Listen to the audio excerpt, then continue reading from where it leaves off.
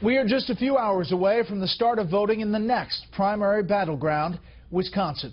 Democrats will fight over 96 delegates to this summer's party convention. Republicans are battling for 42 GOP delegates. The delegate math once again has Donald Trump calling for one of his rivals to clear the field, and continuing efforts to clarify his conflicting statements about abortion. That as Ted Cruz deals with his own set of challenges. Senior national correspondent John Roberts is covering the Republicans tonight from La Crosse. Lying Ted, lying Ted. It is a position Donald Trump is both unfamiliar and unhappy with.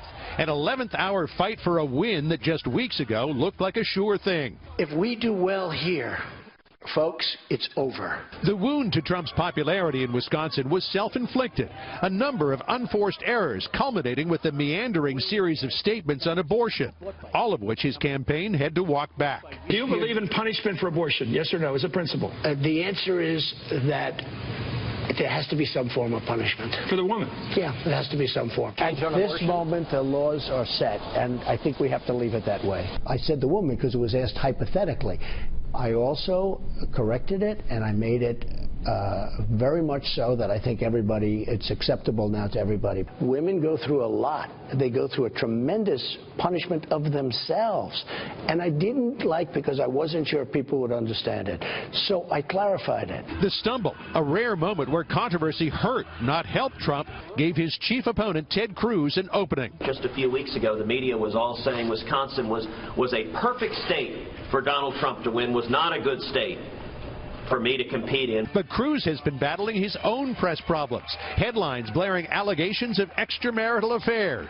In a town hall with Megyn Kelly to be broadcast at 9 tonight, Cruz broached those allegations head on. Have you committed adultery in your marriage? I have not. That attack was complete and utter garbage. It was complete lies. While Cruz and Trump have aimed most of their fire at each other, in recent days they have both trained their sights on Ohio Governor John Kasich.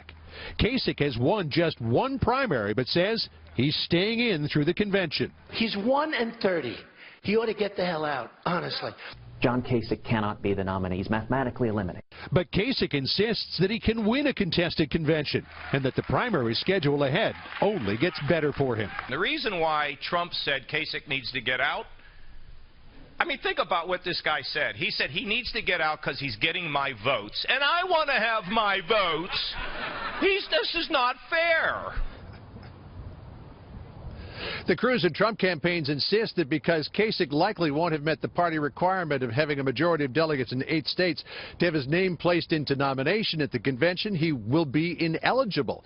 But that's not correct, because if a nominee is not chosen after the first ballot, those delegates begin to become unbound and can vote for anyone. If Kasich, or anyone else for that matter, amasses enough of those delegate votes, they could meet the party requirements. And if they cross the 1,237 delegate threshold, Brett, they could become the nominee, even if they never went through the primary process. Brett? John Roberts, live in La Crosse, Wisconsin, about the infamous Rule 40B. John, thanks.